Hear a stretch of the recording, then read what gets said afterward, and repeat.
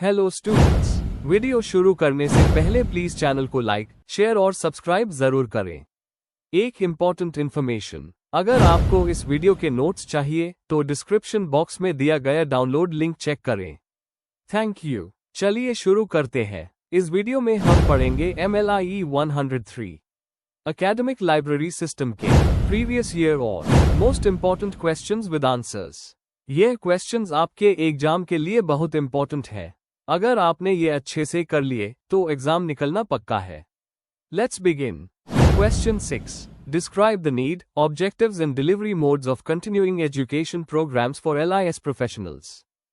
Question explanation. इस question में हमें ये समझाना है कि library and information science LIS professionals के लिए कंटिन्यूइंग एजुकेशन क्यों जरूरी है, इसका मेन पर्पस क्या है और ये प्रोग्राम्स कैसे कंडक्ट किए जाते हैं। इसमें हमें नीड, ऑब्जेक्टिव्स और डिलीवरी मोड्स तीनों को डिटेल में बताना है। आंसर। इंट्रोडक्शन। कंटिन्यूइंग एजुकेशन का मतलब होता है फॉर्मल एजुकेशन के बाद भी अपने प्रोफेशन से रिलेटेड नए स्किल्स और नॉलेज सीखते रहना। लाइब्रेरी एंड इंफॉर्मेशन साइंस के फील्ड में टेक्नोलॉजी बहुत फास्ट चेंज हो रही है, जिससे प्रोफेशनल्स को अपने आप को अपडेट रखना बहुत जरूरी है। ऐसे प्रोग्राम्स लाइब्रेरियंस को नए टूल्स, सॉफ्टवेयर और मैनेजमेंट टेक्निक्स सीखने का मौका देते हैं। इन्फ्लिबनेट, IFLA और यूनेस्को जैसे ऑर्गेनाइजेशंस भी लाइफ लॉन्ग लर्निंग पर जोर देते हैं। Main body. 1. Need for continuing education in LIS profession. Technological changes. अब लाइब्रेरीज मैनुअल नहीं, ऑटोमेटेड हो गई है। लाइब्रेरियंस को डिजिटल लाइब्रेरीज, ऑनलाइन डेटाबेसेस और लाइब्रेरी सॉफ्टवेयर का यूज सीखना पड़ता है। Changing user needs.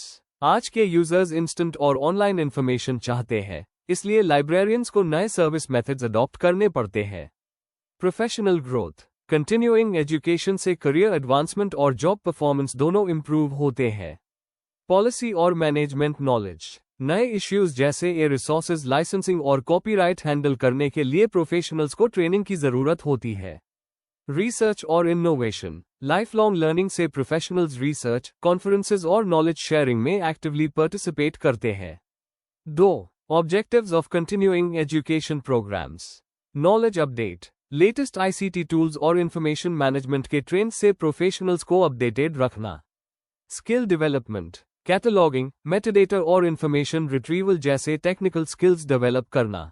Professional competence. Professionals को हाइब्रिड और डिजिटल लाइब्रेरीज मैनेज करने लायक बनाना।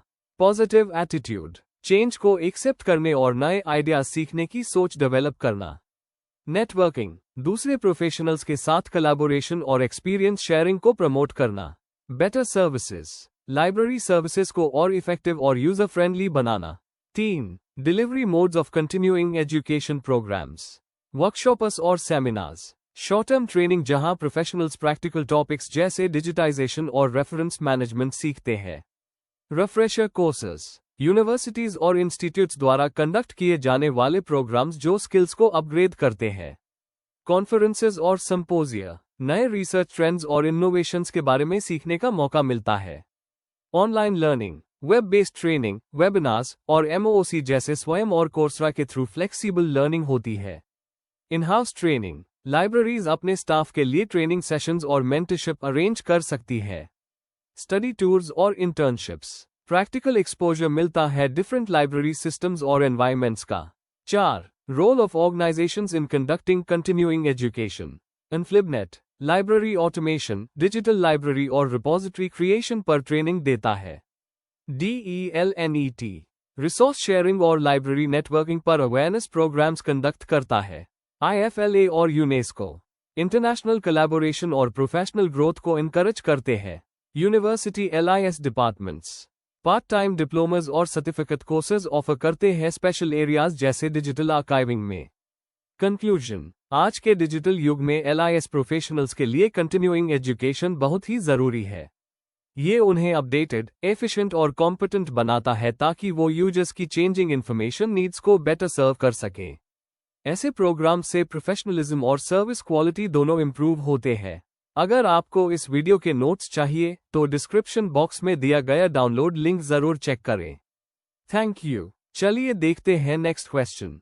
Question 7. Define network and networking. Discuss the role of InflibNet in promoting networking amongst libraries of higher education in India. Question explanation. इस question में हमें सबसे पहले network और नेटवर्किंग के मीनिंग बताने हैं और फिर ये समझाना है कि InflibNet का क्या रोल है इंडिया की हायर एजुकेशन लाइब्रेरीज के बीच कनेक्शन और रिसोर्स शेयरिंग बढ़ाने में।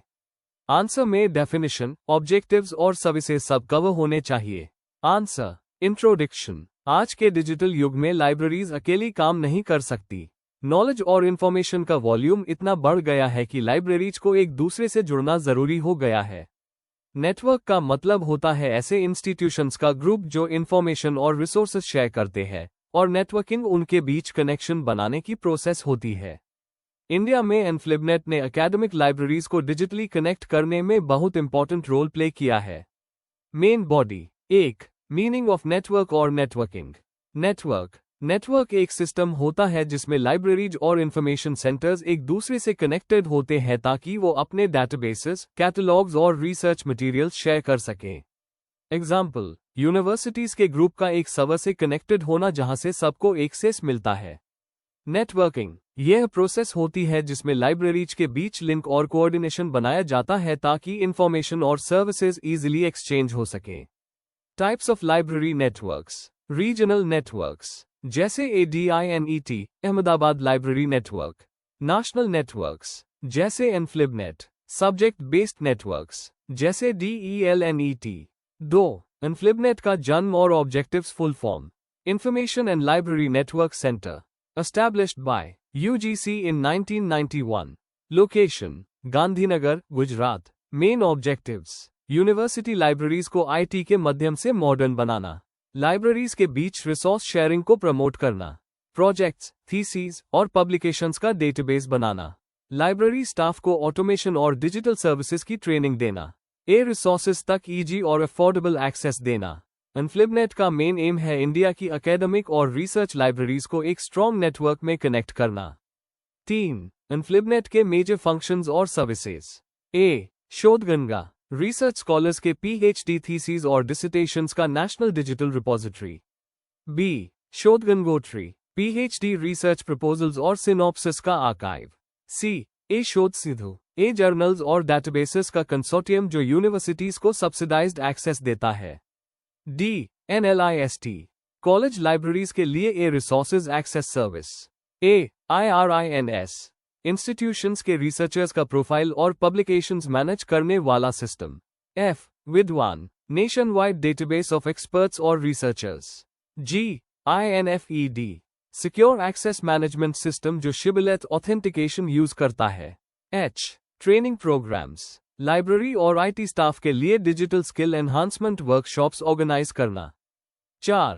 InflibNet का रोल लाइब्रेरी नेटवर्किंग प्रमोट करने में।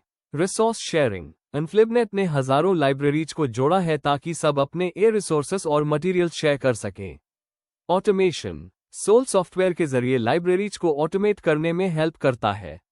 स्टैंडर्डाइजेशन, कैटलॉगिंग और डाटा फॉर्मेट्स को एक स्टैंडर्ड फॉर्म में लाया गया है।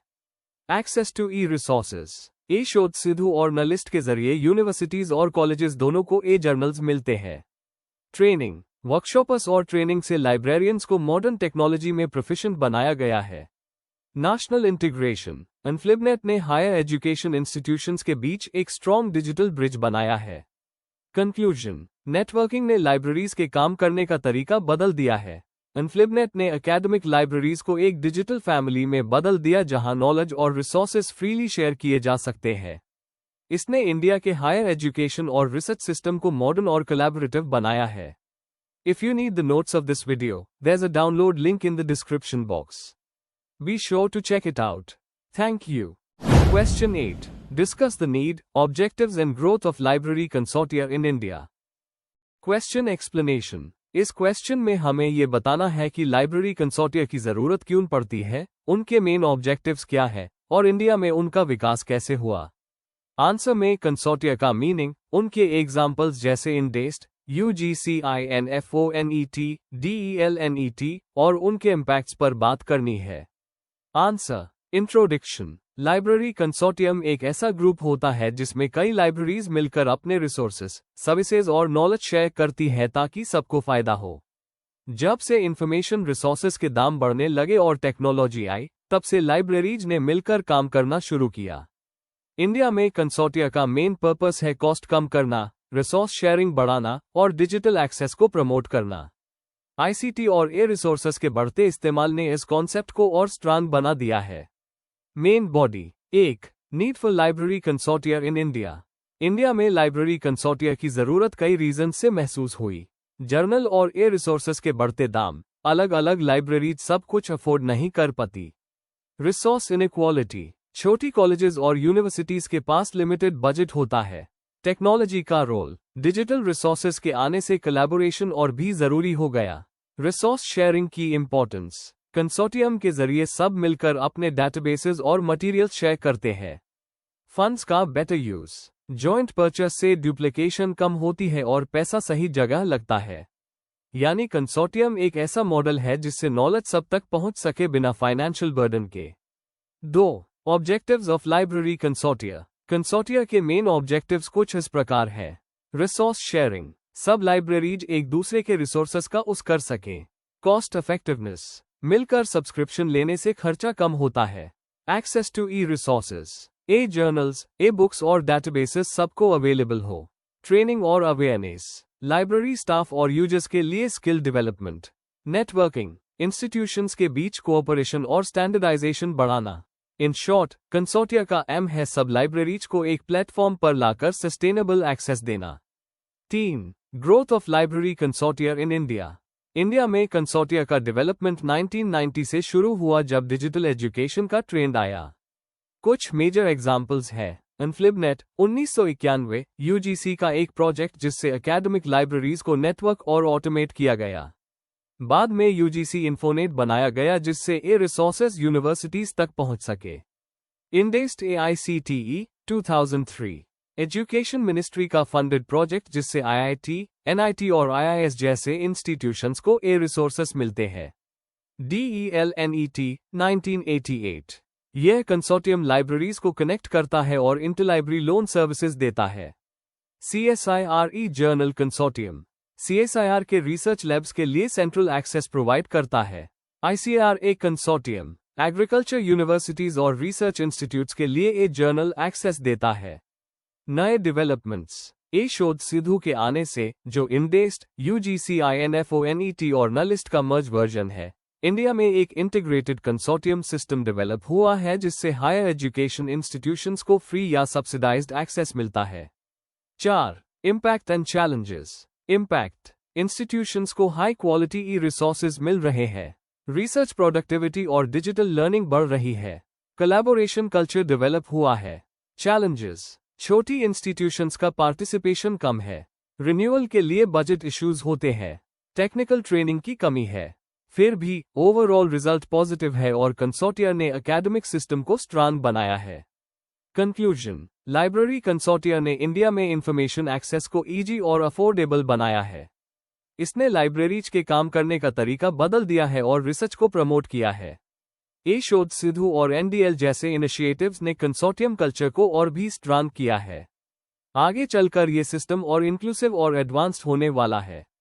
If you need the notes of this video, there's a download link in the description box. Be sure to check it out. Thank you. Question 9. Write short notes on any three of the following. A. Role of UGC in development of college and university libraries in India. B. Weeding out policy in a university library. C. Job evaluation and its methods. D. Role of library committee. A. User services in academic libraries. Question explanation, यह question आपसे पूछता है कि दिए गए 5 topics में से किसी 3 पर शॉर्ट नोट्स लिखिए। हर टॉपिक लाइब्रेरी के मैनेजमेंट और डेवलपमेंट से जुड़ा हुआ है। आपको हर टॉपिक के मीनिंग, इंपॉर्टेंस और प्रैक्टिकल एग्जाम्पल्स के साथ एक्सप्लेन करना है। Answer, introduction. Academic libraries higher education का एक बहुत इंपॉर्टेंट हिस्सा है। यह टीचर्स, स्टूडेंट्स और रिसर्चर्स के लिए नॉलेज का मेन सोर्स होती है। इन लाइब्रेरीज के बेहतर फंक्शनिंग के लिए पॉलिसीज, फंडिंग और सर्विसेज का रोल बहुत इंपॉर्टेंट होता है। इस आंसर में हम डिस्कस करेंगे यूजीसी का रोल, वीडिंग आउट पॉलिसी और यूजर सर्विसेज जो एकेडमिक लाइब्रेरीज के डेवलपमेंट के लिए एसेंशियल है। Main body, A. Role of UGC in development of college and university libraries in India. UGC University Grants Commission 1956 में बना था, जिसका एम हायर एजुकेशन को डेवलप करना है। UGC ने कॉलेज और यूनिवर्सिटी लाइब्रेरीज के लिए फाइनेंशियल हेल्प, गाइडलाइंस और मॉडर्नाइजेशन प्रोग्राम्स लॉन्च किए हैं। Financial support. कॉलेजेस और यूनिवर्सिटीज को ग्रांट्स मिलती है फॉर बिल्डिंग, बुक्स और digital resources. Infrastructure development. UGC ने ऑटोमेशन, नेटवर्किंग और डिजिटाइजेशन प्रमोट किया है ताकि लाइब्रेरीज मॉडर्न बन सकें। Professional training. इन्फ्लिबनेट और सोल सॉफ्टवेयर के थ्रू लाइब्रेरियंस को ट्रेनिंग दी जाती है। एग्जाम्पल, इन्फ्लिबनेट ने इंडिया के यूनिवर्सिटीज को एक शेयर्ड ई रिसोर्स नेटवर्क से कनेक्ट कर दिया है। B. Weeding out policy in a university library. Meaning, weeding out का मतलब होता है पुरानी, डैमेज्ड या आउटडेटेड बुक्स और मटेरियल्स को कलेक्शन से हटाना। पर्पस, लाइब्रेरी की कलेक्शन को अपडेटेड और यूजफुल रखना। नए मटेरियल्स के लिए स्पेस बनाना। प्रोसेस, आउटडेटेड बुक्स को आइडेंटिफाई करना। कमिटी से अप्रूवल लेना। रिकॉर्ड मेंटेन करना। बेनिफिट्स, स्पेस और रेलेवेंस दोनों इंप्रूव होता है। यूजर्स को अपडेटेड इंफॉर्मेशन मिलती है। एग्जाम्पल, जब नए एडिशंस आते हैं तो पुराने टेक्स्ट बुक्स को वीड आउट किया जाता है। C. User services in academic libraries. Meaning, user services का मतलब है यूजर्स को लाइब्रेरी के रिसोर्सेज इफेक्टिवली यूज करने में हेल्प करना। Main services, circulation service, books का इश्यू और return. Reference service, information find करने में हेल्प। रिप्रोग्राफी और इंटरलाइब्रेरी लोन, फोटोकॉपी और दूसरी लाइब्रेरी से डॉक्यूमेंट मंगवाना। CAS और SDI, यूजर्स को नए रिसर्च अपडेट्स देना। Digital services, online journals, e books और OPAC एक्सेस देना। इंपॉर्टेंस, लाइब्रेरी यूज और सेटिस्फेक्शन बढ़ता है। स्टूडेंट्स और रिसर्चर्स के लिए नॉलेज इजीली अवेलेबल होती है। एग्जाम्पल, इन्फ्लिबनेट और नलिस्ट के through students thousands of e resources access कर सकते हैं। कंक्लूजन, एकेडमिक लाइब्रेरीज तभी स्ट्रॉन्ग बनती है जब उनके पास UGC का सपोर्ट, इफेक्टिव रीडिंग पॉलिसीज और यूजर सेंटर्ड सर्विसेज होती है। यह 3 कंपोनेंट्स मिलकर एक एफिशिएंट और अपडेटेड एकेडमिक लाइब्रेरी सिस्टम बनाते हैं जो स्टूडेंट्स और टीचर्स दोनों के लिए फायदेमंद होता है। Before we end, please like, share and subscribe the channel for more such study materials and one important information, अगर आपको नोट्स चाहिए तो डिस्क्रिप्शन बॉक्स में डाउनलोड लिंक दिया हुआ है, जरूर चेक करें। Thank you.